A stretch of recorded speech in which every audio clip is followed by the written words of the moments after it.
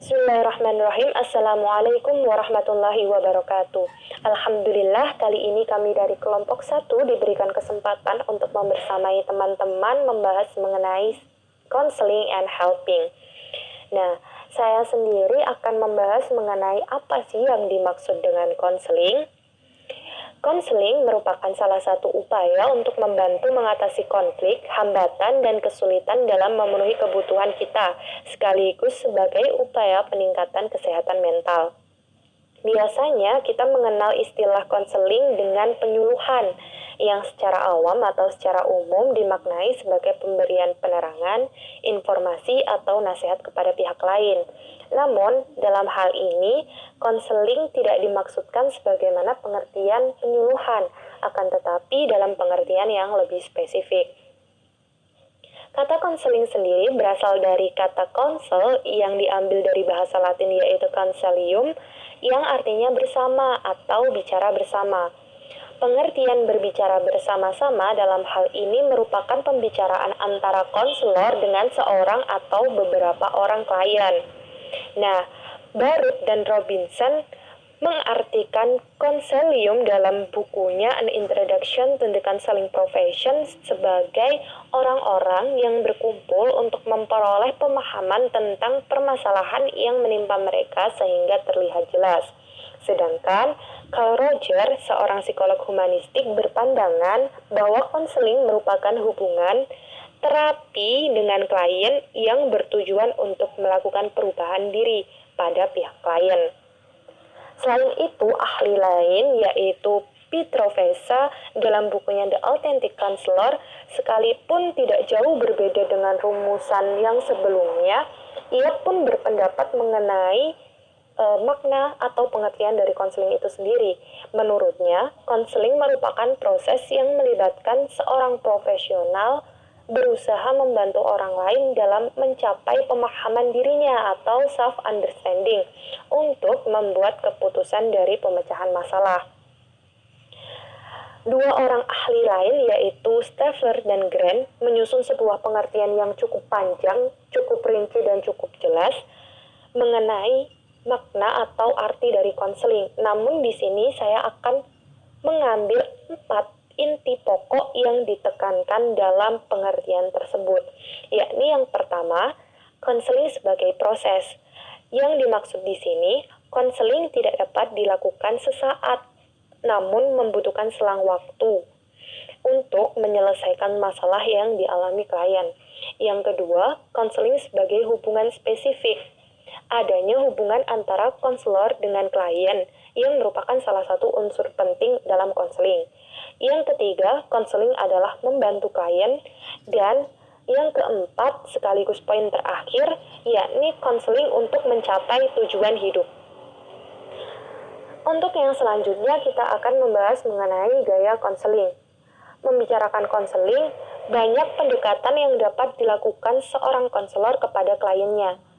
Di sini kami mengambil dari buku Counseling and Helping mengenai pendekatan gaya konseling, yang mana dalam buku tersebut dikelompokkan menjadi 2. Yang pertama yakni gaya yang lebih direktif, di mana gaya ini berorientasi pada pelatihan atau keterampilan dan tindakan eksternal. Penolong mengarahkan atau menginstruksikan sekaligus membimbing orang yang membutuhkan tindakan, dalam artian konselor di sini atau orang yang menolong di sini mempunyai gerakan yang aktif untuk memberikan pengaruh kepada yang ditolong. Sedangkan yang kedua, gaya yang lebih fasilitatif, berorientasi pada eksplorasi pribadi.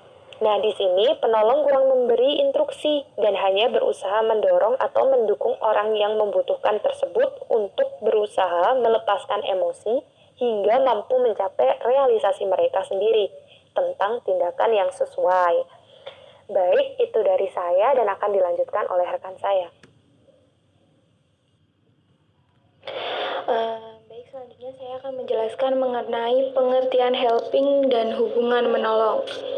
Untuk pengertian mengenai helping, kami sudah mencantumkan di dalam makalah kami, yakni pengertian helping menurut Terry dan Kapusi, di mana helping diartikan bahwa hubungan membantu merupakan beberapa individu bekerja bersama untuk memecahkan apa yang menjadi perhatiannya atau masalahnya, dan atau membantu perkembangan dan pertumbuhan salah seorang dari keduanya.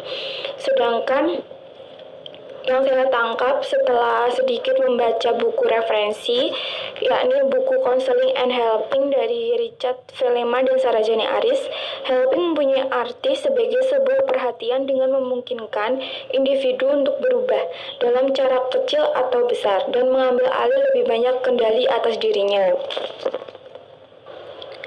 Di dalam helping pun juga terdapat dengan yang namanya suatu hubungan antara pihak membantu dan pihak dibantu. Nah, apabila hal tersebut tidak ada, maka hubungan itu juga tidak bisa dikatakan dengan yang namanya helping. Maka dari itu juga, helping dapat dikatakan sebagai suatu perhatian atau suatu cara dari pihak membantu, baik itu berupa saran dan arahan yang diberikan kepada pihak yang dibantu, agar pihak yang dibantu tersebut itu bisa keluar atau terbebas dari masalahnya tersebut. Lalu apa sih bedanya dengan konseling? Nah, itu nanti juga akan kami jelaskan. Tapi sebelum itu, saya akan menjelaskan mengenai hubungan menolong. Suatu hubungan helping ditandai oleh beberapa ciri-ciri.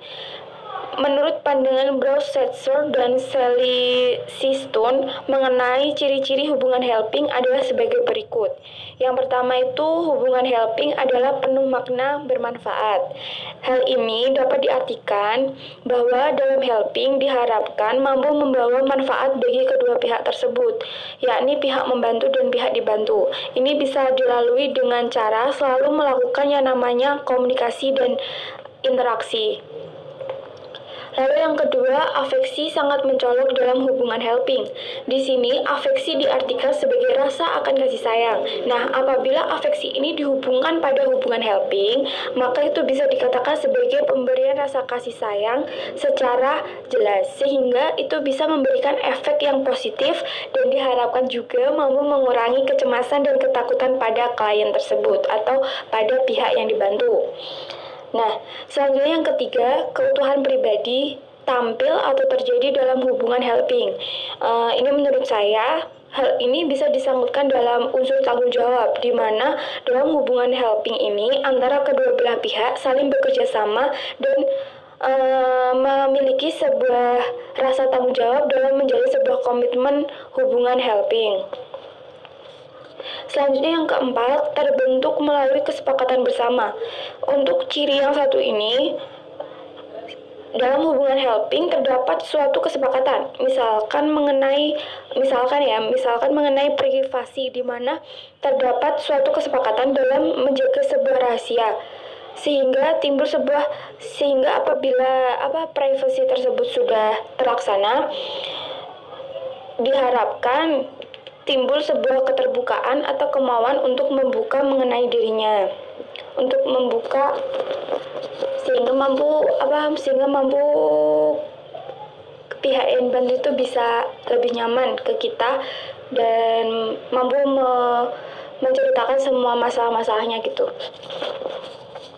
Selanjutnya yang terakhir, saling menjalin hubungan. Ini bermaksud di mana perlunya memberikan sebuah dorongan atas perubahan perilaku dan memperbaiki keadaannya, sekaligus memberikan sebuah motivasi dan arahan agar berani mengambil sebuah perubahan dalam hidupnya. Baik, itu sedikit materi yang bisa saya jelaskan. Selanjutnya akan dilanjutkan oleh kawan-kawan saya, yakni Rubai. Selanjutnya yaitu langkah-langkah bantuan. Untuk menjelaskan langkah-langkah dalam hubungan membantu di sini, Gerard Egan dalam Bremer mencontohkan struktur 3 model berpengaruhnya. Langkah yang pertama yaitu what's going on. Di sini tugas konselor membantu klien untuk memperjelas hal-hal penting yang meminta perubahan. Kemudian langkah kedua, what solution can make sense for me. Konselor dapat membantu klien menentukan hasil dari apa yang telah diceritakan oleh klien sebelumnya. Kemudian langkah yang terakhir yaitu what do I have to get what I need and I want. Konselor membantu klien mengembangkan strategi-strategi untuk memenuhi tujuan. Tujuan yang dimaksud di sini dapat seperti permasalahan apa yang klien hadapi saat ini. Konselor dapat memberikan strategi-strategi tersebut untuk si klien dapat menyelesaikan permasalahannya.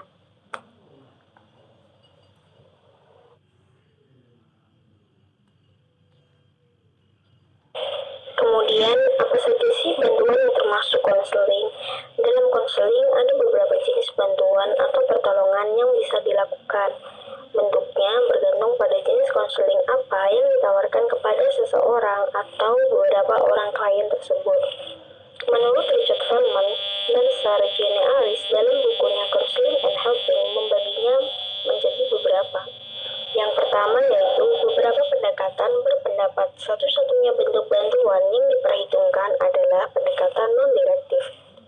Pendekatan ini berpusat pada orang, terutama terfokus pada mendengarkan, eksplorasi, dan diskusi.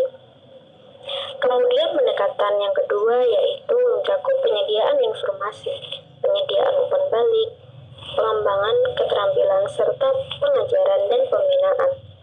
Sedangkan yang lain sangat berorientasi pada wawasan, berkonsentrasi pada membantu orang mengakses perasaan mereka yang dalam atau motivasi alam bawah sadar.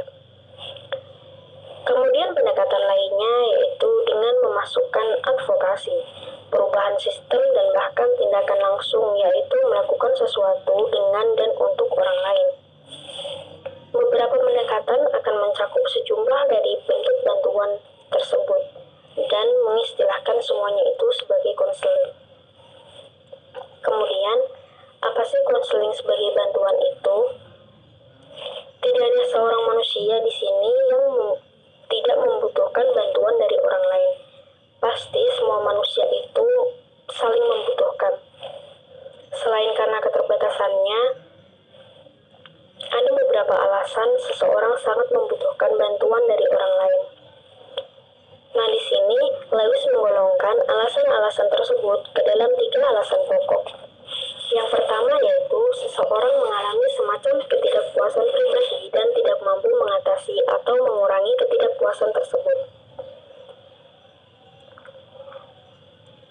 Ia berusaha mengubah perilakunya supaya dapat mengatasi ataupun mengurangi ketidakpuasan. Namun, ia tidak tahu caranya. Disinilah perlunya bantuan dari orang lain. Ketika kita tidak bisa keluar dari permasalahan, ketika kita memiliki masalah dan kita itu tidak bisa menghadapi masalah tersebut, kita tidak bisa mendapat solusi dari diri kita sendiri, kita membutuhkan orang lain untuk orang lain itu memberi masukan ke kita. Kemudian yang kedua, seseorang memasuki dunia konseling dengan kecemasan. Kecemasan di sini bukan hanya berasal dari beberapa segi kehidupannya yang menggoncangkan, tetapi juga karena ia menghadapi dirinya sendiri yang memasuki dunia baru dan asing berupa ruangan konseling. Kemudian yang ketiga yaitu seseorang yang membantu konseling sebenarnya tidak mempunyai gambaran yang jelas tentang sesuatu yang mungkin terjadi. Konseling sebagai suatu proses pemberian bantuan kepada individu dilaksanakan melalui berbagai macam layanan. Nah, layanan tersebut berubah-ubah, dapat secara langsung maupun tidak langsung. Selanjutnya akan dijelaskan oleh Saudara Rubai. Selanjutnya pada pembahasan ke set 8 ini, apa yang membedakan antara bantuan dan konseling? Sebagaimana yang saya baca dalam buku Counseling and Helping, itu mengatakan bahwa ada perbedaan antara bantuan dan konseling, di mana bantuan sendiri itu secara umum tidak memiliki seperangkat keterampilannya khusus yang terkait dengannya, sedangkan konseling merupakan dipandang sebagai aktivitas yang sangat terampil dan profesional, lebih-lebih membutuhkan perhatian sosial dan banyak kedewasaan emosional di pihak konseling sendiri. Ketika kita udah meranjak dewasa, pasti hampir semua kita pernah mengalami permasalahan yang ada.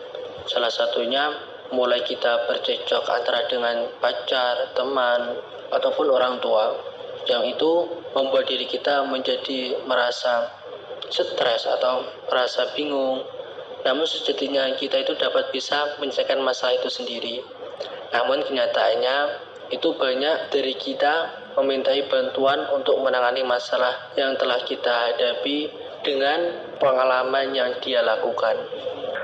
Banyak orang yang di sekitar kita ketika dimintai bantuan biasanya memberikan sebuah tanggapan, misalkan memberikan saran apa yang harus dilakukan untuk menangani masalahnya, atau juga dengan memberikan tahu dan pengalamannya di masa lalu, sehingga terdapat hal yang telah dia lakukan mengandung dampak yang positif dan bermanfaat.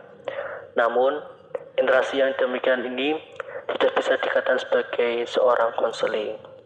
Jadi, konseling dapat dipahami sebagai berikut. Yang pertama, melibatkan pengetahuan tentang bagaimana mengembangkan hubungan yang membantu.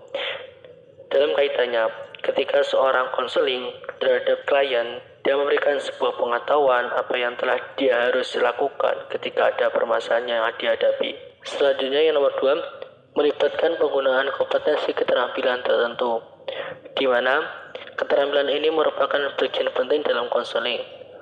Semua keterampilan yang dibutuhkan untuk membangun relasi dengan klien sehingga klien dapat terlibat dalam proses konseling. Keterampilan ini dasar karena relasi yang penuh kepercayaan antara konselor dan klien akan membentuk penghargaan keterbukaan, pemahaman, dan partisipasi klien dalam konseling. Selanjutnya, berorientasi pada pemahaman masalah atau masalah dari sudut pandang mereka. Nah, ketika seorang konseling terhadap klien, dia harus benar-benar mengetahui permasalahan yang mereka dihadapi. Selanjutnya yang keempat, bertujuan untuk memungkinkan orang dengan masalah tersebut untuk mengambil tindakan apapun yang diperlukan atau sesuai bagi mereka dalam menyelesaikan masalah. Nah, ketika seorang konseling memberikan sebuah saran terhadap si klien, dia harus benar-benar berhati-hati. Sebab ketika kita tidak berhati-hati, kemungkinan besar akan menyebabkan seorang klien akan terjerumus ke dalam hal-hal yang tidak diinginkan. Selanjutnya, slide 9, konteks dan masalah dalam konseling. Yang pertama, membantu orang perorangan, di mana konseling dipandang sebagai suatu proses individu terhadap klien untuk mencari bantuan dari orang lain atau konselor, namun akan tetapi ada problem masalah yang perlu diwaspadai ketika mencari bantuan terhadap si konseling. Selanjutnya pada poin kedua, bantuan dan pemaksaan. Gagasan untuk mencari bantuan. Proses ini bersifat sukarela, tetapi tidak selalu sedemikian. Misalnya, banyak orang yang menerima bantuan konseling karena pihak ketiga yang ingin menginginkannya. Mereka mungkin telah disarankan oleh seorang yang wewenang, atau mungkin diminta untuk datang oleh anggota keluarga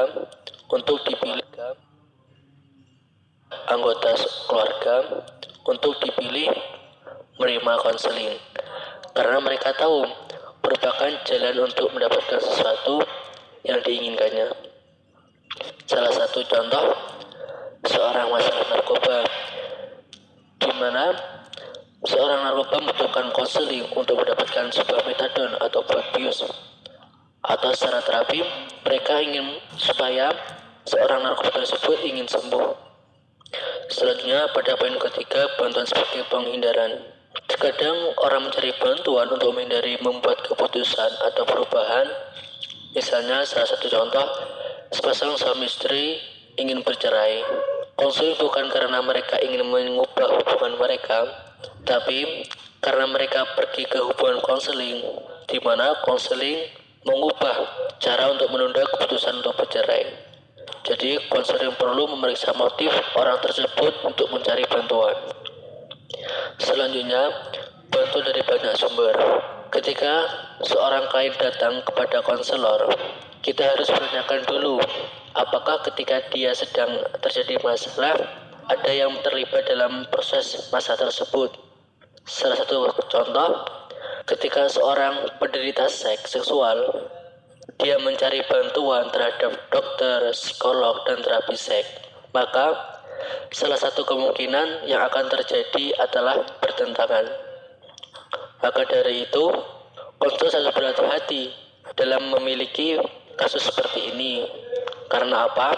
Ketika konselor menghadapi kasus seperti ini dari banyak sumber, maka yang terjadi terhadap si klien maka menjadi pertentangan sehingga malah akan beranjak negatif.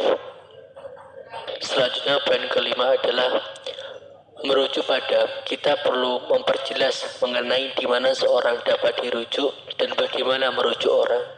Proses untuk merujuk seseorang dari seseorang konselor kepada lain harus dilakukan dengan sangat berhati-hati. Semua sangat membantu hubungan didasarkan pada kepercayaan dan saling menghormati.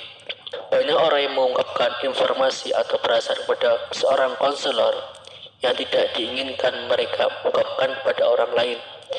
Jadi sangat jelas ketika kita membuat suatu perjanjian kepada orang lain, kita harus melakukan adanya suatu referensi yang jelas supaya ketika kita membicarakan masalah tersebut tidak akan menghasilkan sesuatu yang tidak diinginkan.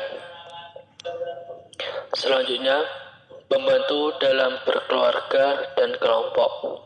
Tidak semua kegiatan bantuan menyangkut individu.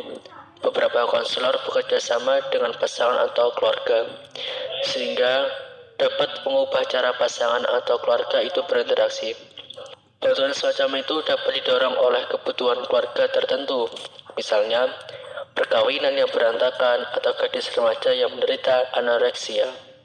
Kemudian, menjalankan kelompok yang diarahkan untuk menguasai keterampilan tertentu, seperti penyelesaian masalah. Namun ada juga yang menawarkan khusus kelompok tentang berbagai topik seperti mengatasi stres atau mengatasi seksualitas. Kelompok-kelompok ini terdiri dari orang-orang yang mengalami kesulitan yang sama atau daerah yang sama, di mana mereka ingin melihat perubahan. Pada umumnya, alasan mengapa utama mereka untuk menawarkan sebuah bantuan pada situasi tersebut karena kelompok merupakan cara ekonomis dan praktis untuk memenuhi kebutuhan individu sejumlah orang yang secara bersamaan. Pada poin ketujuh, membantu dalam masyarakat. Banyak bantuan yang terjadi melalui organisasi dan profesi adalah perhatian dengan masyarakat, bukan individu. Misalnya, Pusat Hukum Lingkungan menyediakan bagi individu nasihat hukum, tetapi mereka juga membantu dalam perkembangan masyarakat seperti perumahan milik bersama dan menyediakan nasihat hukum mengenai kampanye sosial mengenai hal-hal seperti pensiun dan anak. Selanjutnya yang terakhir adalah membantu adalah proses. Konseling adalah proses yang sangat rumit, di mana terkadang ketika kita berhadapan dengan si klien, berhubungan secara harus bersabar dan berusaha untuk memberikan beberapa perubahan. Perubahan ini mungkin sederhana, namun bermakna yang luar biasa, atau mungkin perubahan yang memiliki implikasi dramatis bagi kehidupan seseorang, tapi itu merupakan perubahan melalui proses. Sekian presentasi dari kelompok kami. Wassalamualaikum warahmatullahi wabarakatuh.